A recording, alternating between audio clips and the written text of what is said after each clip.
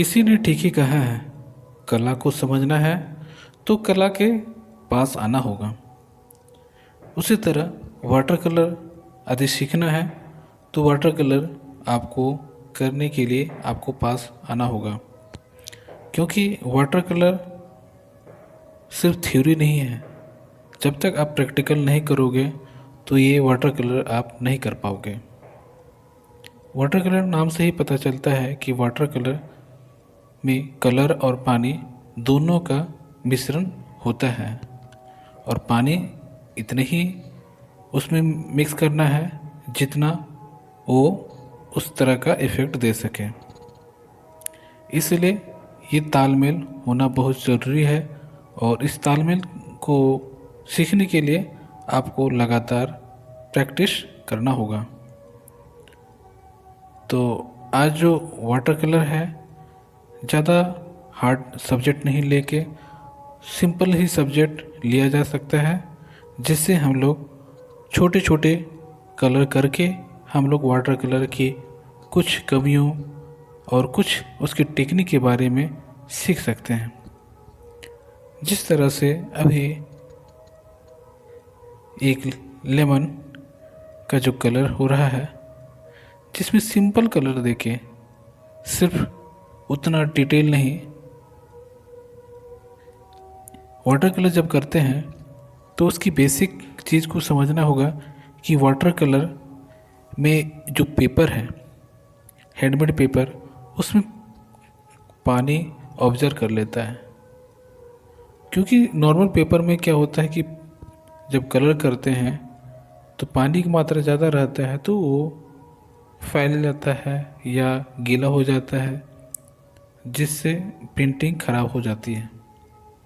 इसलिए water colour का paper ही कुछ अलग आता है, हैंडमेड पेपर, जिस पे पानी का ज़्यादा प्रभाव नहीं हो पाता है, क्योंकि वाटर कलर में ही हम लोग अच्छे तरह से कलर करते हैं।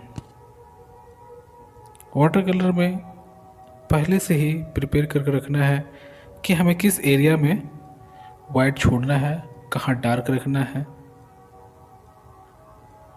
जिससे वाटर कलर की खासियत ये है कि जहाँ हम लोग कलर करते हैं पहले उसे पानी से वॉश करते हैं, उसके बाद ही किया जाता है।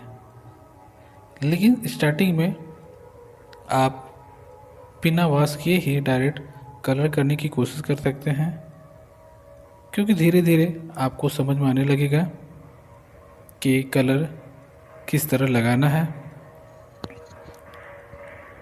क्योंकि वाटर कलर एक ट्रांसपेरेंट कलर होता है।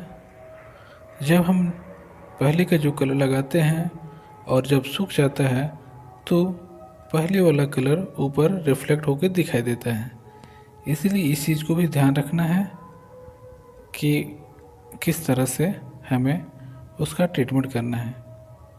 Water colour light to dark होती है, इसलिए जब पहला टोन सूख जाता है उसके बाद ही हम दूसरा टोन लगाते हैं। इसमें इतनी जल्दबाजी भी नहीं करनी है कि कलर लगाए हैं तो तुरंत ही उस पर कलर लगाया जाए।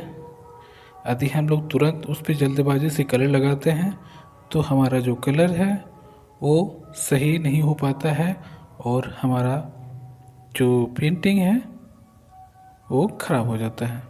इसलिए थोड़ा सा वेट करना पड़ता है।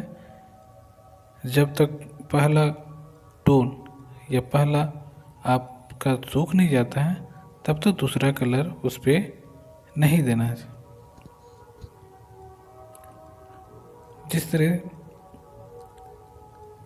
कुछ इफ़ेक्ट भी होता है जो अलग से किया जाता है। कहीं कहीं गलती से यदि कलर वाइट नहीं दे पाते हैं तो उस एरिया में पोस्टर कलर का इस्तेमाल कर सकते हैं, और नहीं तो रेगुलर आप प्रैक्टिस करते हैं तो आपका वाटर कलर अच्छा होगा। जैसे कभी कभी कलर ज़्यादा हो जाता है तो हम लोग क्या करते हैं, उसको ब्रश को अच्छी तरह से धो के उसके बाद उसमें पानी की मात्रा को, उसकी मात्रा जो कलर जहाँ लगा है उसको निकालते हैं। या उसकी जगह आप कॉटन का भी इस्तेमाल कर सकते हैं, क्योंकि कॉटन से कलर को ऑब्जर्व कर लेगा। इस तरह से छोटे छोटे हम लोग फ्रूट्स के, फ्लावर के, इस चीज़ को हम लोग इस्तेमाल करके सीख सकते हैं, क्योंकि ये हमारे बहुत इजी वे में हम लोग कर सकते हैं। ज़्यादा हार्ड सब्जेक्ट नहीं लेना है, हल्का सब्जेक्ट से ही हम लोग इस चीज़ को वाटर कलर हम लोग सीख सकते हैं।